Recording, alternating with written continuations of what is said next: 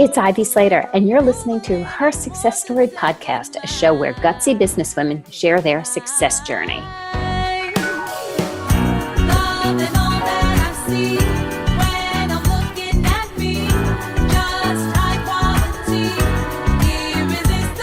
Hi, this is Ivy Slater, and welcome to today's episode of Her Success Story. For those of you who are just tuning in, we are in my favorite time of year. Yes, it's the holiday time, but for Her Success Story, it's the time of year that we do our nonprofit series. And this year, we're highlighting more nonprofits than ever before by doing our nonprofit series here on Her Success Story, as well as on our LinkedIn Live show, Slater Success Live. So check out both. Today, I have the proud pleasure to chat with Susan Ludwig. She is the president of the Coast Guard Foundation. She has been their Regional Director of Philanthropy in the Northeast and involved in the organization, I believe, since 2016. And I'm always the person who never likes to do a lot of expanding. You can see all about Susan in our show notes below. But Susan entered the nonprofit world after 2 decades of experience in corporate sales and product management. She leads the organization towards a future where the Coast Guard members and their families have the support they need to be prepared for service, build resilience, and excel throughout their lives. Susan, thank you for joining me here today. Thank you, Ivy, for having me. So it's a transition to go from the for-profit world to a nonprofit world. I can't not start here. What was your catalyst? Sure, it was not a straight line to nonprofit work. As you mentioned, I spent some time at IBM and Apple Computer honing my sales skills and sales management skills. And then I paused for a minute when we had our son. And when I went back in, it was my husband that suggested, because of all my volunteering, that I took a look at nonprofit work as well. So I called a friend of mine who was running a local foundation at a hospital and asked if she would allow me to cut my teeth in development work. And she said, sure. And we built a new cancer center, a new emergency room for the hospital. And at the tail end of that, I get a random email from the Coast Guard Foundation asking if I would like to talk to them. And I expressed that to my then 13-year-old son. And he said, Mom, I don't know what that means, but it sounds really cool. I said, I know. So I gave them a call and I started with them in 2013 as a regional director. And then when our prior president retired, I raised my hand to be considered. I love that. And it's so often, the people who do a lot do more. There's a great expression that goes something along the lines of, and I won't quote this correctly, give a busy person another thing to get done, and it's not a problem. Right. Exactly right. So, I know about the Coast Guard. One of my husband's college friend's sons is part of the Coast Guard. So I know enough to be dangerous is what I'll refer it to. But I didn't know much about the Coast Guard Foundation. So can you share a little bit about the mission here and what this is about? Sure, I'd be happy to. Thanks for the opportunity to Ivy to do this. So the foundation, we serve, as you mentioned, as a vital partner to the Coast Guard, to the Coast Guard members and their families throughout their lives. We started about 50 years ago, and our mission really hasn't changed. We like to say that we tackle the toughest challenges facing our Coast Guard heroes. And we do that in 3 different areas. One is in the tragedy and disaster area. So if we lose a member of the Coast Guard, I think of it as wrapping our arms around their family and their crew members at that terrible time so that they can begin to heal together. And we do that by providing funding for services and travel and morale events at that station. And of course, also tragedy can occur during hurricane and weather events like you've seen so much of in the Gulf Coast. And we've got wildfires out in California. And your United States Coast Guard is running towards those issues and rescuing people while their own homes are being significantly impacted as well. They don't live on big bases like the other branches of the military. They live in the communities that they serve. So we push out funding quite quickly to be able for them to be able to begin repairs and stand up the damage that has been done to their homes as well. We do a lot in the education area with scholarships for dependents as well as spouses who are either unemployed or underemployed because of all the moves they have to make. And we also help physical and mental resiliency in our Coast Guard members. That's a lot of work. And I have to say, in just that short description, I'm learning so much because I had no idea that when I think about the wildfires so often in California, and you would think, you hear them do, so many organizations come in to help, but that the Coast Guard is living in those same neighborhoods with their families as they're going to rescue everybody else. The worry and what sits on our shoulders is enormous. It is enormous, Ivy. We had in 2017, you remember the trifecta of hurricanes?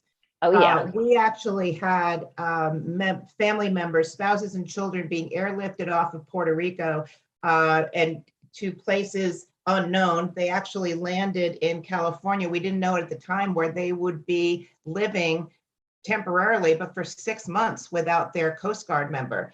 So we stepped in and helped to ensure that all those people who were misplaced or displaced, I should say, felt the love of our country and all of our donors significantly. And we set up morale events. They were there over the holidays, so Thanksgiving and Christmas, and we made sure when they were reunited with their loved ones, we had a big celebration in Puerto Rico. So you're right. I don't think people understand the significance of Coast Guard members living in those communities.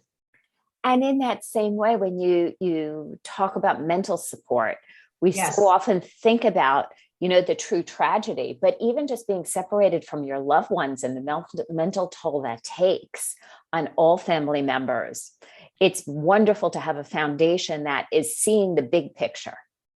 Yeah, you betcha. And it's not just during those weather events either, Ivy. It's, your Coast Guard member could be deployed on a national security cutter for 16 months.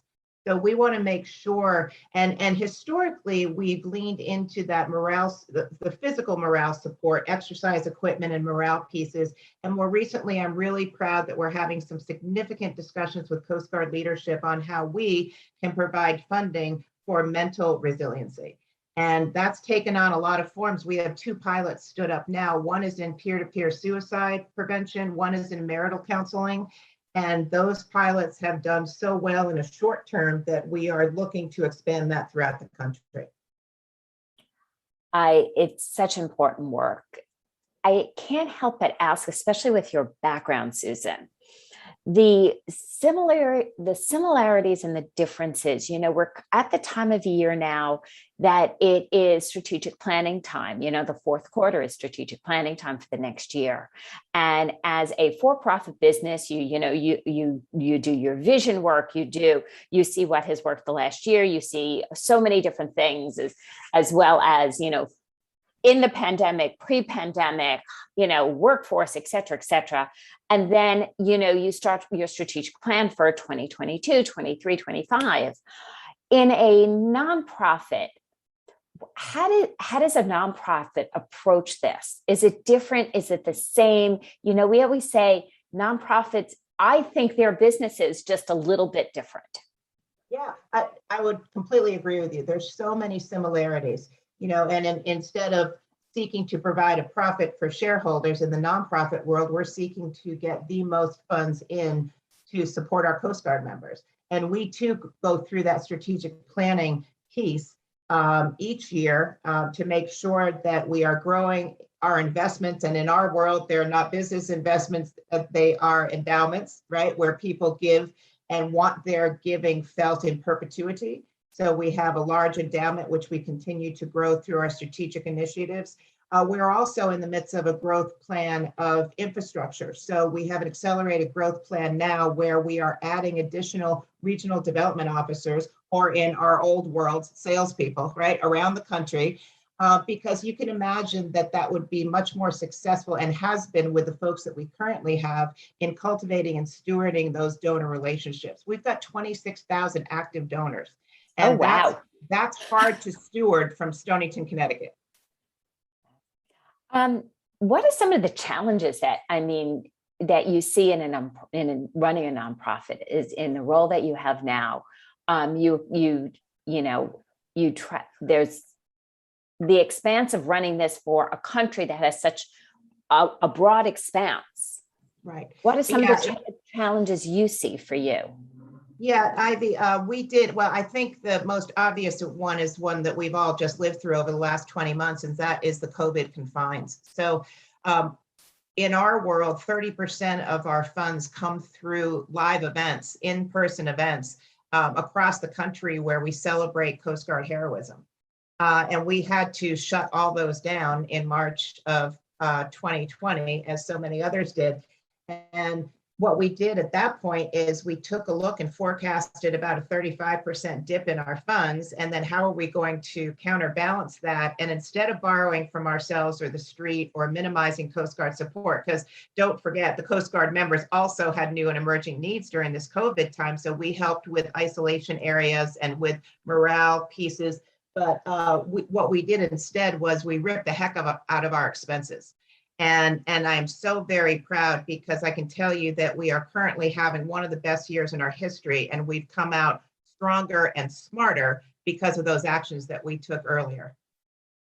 That's fabulous. That is so impressive. And it truly is. You took your business knowledge and brought it to how do we move through an incredibly challenging time? Well, and Ivy, I do need to add too, we have not only the help of our 26,000 donors who are generous and incredibly active, but we also have an 80-member national board. And those hold on. I have to jump in. 80 members, that's unheard of. I know. On a national board. I get that a lot. But I do have to tell you, they are the most passionate, energized, helpful, roll your sleeves up. It was that board that really helped during the last 20 months. And so it wasn't just me or our staff of 19, it was 80 people standing behind us with their business and financial acumen that really got us to the point where we are today. I love that. That is, it's impressive that that to manage a board of that size. It is a full-time job. Yeah, I don't know. It's not often on an interview that I become speechless, and I think I'm a little speechless. But it's not overwhelming. Again, it is so unique, and I agree with you. I've never heard of this either, but it is so unique to the Coast Guard Foundation, and we could not be more blessed with their strength, perseverance, and their giving. I love that. So looking forward, looking forward at goals and visions. What do you see, next for the Coast Guard Foundation? What are some of the things that are exciting you for 2022? Well, we talked about the strategic plan that we have in place to grow our regional director group, which I'm really excited about because every time we add a person to the field, our revenue increases exponentially. We are continuing to increase our endowments so that we can maintain this level of Coast Guard support and double it in the future, which is the goal of both those initiatives, the increased endowments and the growth of the team. I think, as I mentioned before, the mental wellness initiatives, Ivy, to me are the most exciting. It talks to the partnership that we have with Coast Guard leadership. It talks to the fact that we as a country are now speaking about it in the right terms and standing up and acknowledging it and finding ways to support. The Coast Guard has chaplains. They have 67 chaplains, and they serve in Coast Guard communities and on ships, et cetera, for the mental wellness of their folks. But there's only 67 of them. So I'm famous for asking our Coast Guard leadership, what keeps you up at night? And that's how we continue to emerge with different programs to support different challenges they might have.